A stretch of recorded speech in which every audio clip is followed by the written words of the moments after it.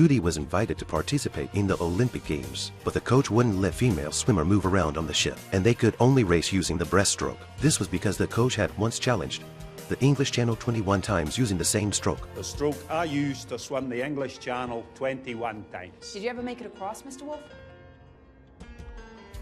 One day I will.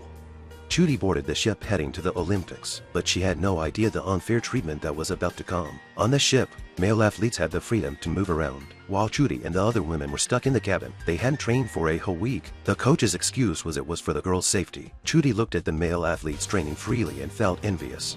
What about Paris? Do we get to train there? The coach told her they could only swim when the race started. At the 1,920 for Paris Olympics, the girls knew they wouldn't be able to train before the event. They hadn't been in the water for a whole 20 days. The coach didn't even care whether they won or not. Despite all this, Judy still managed to win a bronze medal with her hard work. But she wasn't happy, she just felt helpless. When Judy came home, no one celebrated her. Everyone was cheering for the men's swim team. Judy had to carry her own luggage back home. As soon as she walked in, she saw all her trophies packed away in a box. She knew her swimming career might be over. The women's swim team had disbanded. No funds, no coach. While she was away, her sister Meg had gotten engaged, but the person she was marrying wasn't someone Meg liked. It was a butcher her father had introduced her to. Meg had clearly given up on her own fate. Judy felt like it was all her fault for not winning the gold, and that's why things had turned out this way.